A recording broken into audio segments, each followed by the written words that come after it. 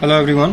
तो हम आज आपके लिए लेके आए हैं एक न्यूज कि कई दिनों से कुछ वीडियो जो है वायरल हो रहे हैं कि क्या बीएड वाले भी असिस्टेंट प्रोफेसर बन सकते हैं या क्या वे एलिजिबल हैं। तो हम आपको बता दें कि बिल्कुल एलिजिबल है, लेकिन इसके साथ कुछ कंडीशंस हैं जो आपको जानने चाहिए। उस कंडीशंस के साथ ही बीएड वाले असिस्टेंट प्रोफेसर्स के लिए एलिजिबल हो सकते हैं।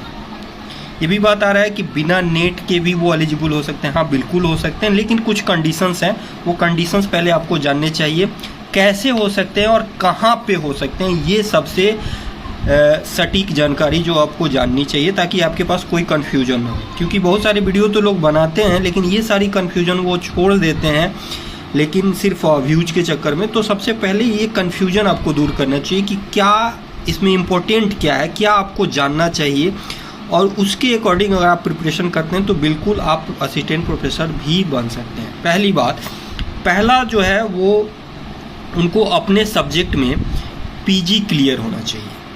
पहली चीज, पीजी उनका हुआ होना चाहिए या उनका ग्रेजुएशन जो है वो 4 इयर्स का होना चाहिए। मतलब बहुत सारे ग्रेजुएशन जैसे एग्रीकल्चर है, बीटेक है, कई सारे हैं जो कि 4 इयर्स के होते हैं, तो वो उनका होना चाहिए। या तो पीजी हो, नहीं तो 4 ईयर का ग्रेजुएशन।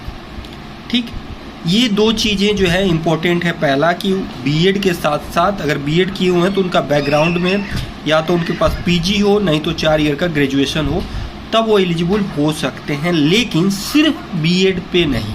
अब जो इम्पोर्टेंट जानकारी देने जा रहे हैं उस पर ध्यान दीजिएगा कि सिर्फ बीएड करके आप नहीं एलिजिबल हो सकते हैं कि आप असिस्टेंट प्रोफेसर के लिए अप्लाई कर सकें। आपको बीएड के साथ एमएड होना ज़रूरी है, यानी कि मास्टर इन एजुकेशन।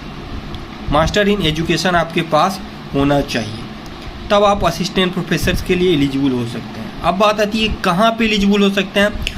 तो आप जितने भी ट्रेनिंग कॉलेजेस हैं, यानी कि टीचर्स ट्रेनिंग कॉलेजेस हैं जहाँ पे बीएड या एमएड कराई जाती है, वहाँ पे आप असिस्टेंट प्रोफेसर्स के लिए अप्लाई कर सकते हैं विद बीएड प्लस एमएड।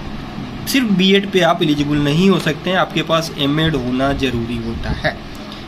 अब यूजीसी कुछ नियम लाने वाली है, हालांकि अब इसका कोई नोटिफिकेशन क्लियरली जारी नहीं हुआ है। वो अगर जारी हो जाता है तो शायद इसमें कुछ और चीज़ें क्लियर हो जाएंगी, सामने आ जाएंगी, खुल के बाहर आ जाएंगी कि क्या क्लियरली है।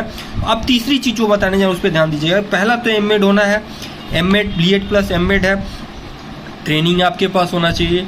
और आपके पास कहाँ पे आप एलिजिबल हो सकते हैं, टीचर्स ट्रेनिंग कॉलेजेस में जहाँ पे बीएड और एमएड होते हैं, वहाँ पे आप आसानी से असिस्टेंट प्रोफेसर्स बन सकते हैं बीएड प्लस एमएड के साथ। लेकिन पीजी या 4 ईयर का ग्रेजुएशन होना चाहिए। इसके अलावा अगर आप अपने सब्जेक्ट में किसी दूसरे कॉलेज में असिस्टेंट प्रोफेसर बनना चाहते हैं तो आपके पास पीजी या 4th ईयर के ग्रेजुएशन के बाद नेट क्वालिफाई होना चाहिए और पीएचडी आपके पास हो, तो आप इजीली आप बन सकते हैं असिस्टेंट प्रोफेसर। ऐसी जानकारी के लिए, ऐसे अपने कन्फ्यूजन को दूर करने के लिए बने रहिए हमारे साथ और चैनल को सब्सक्राइब कर लीजिए।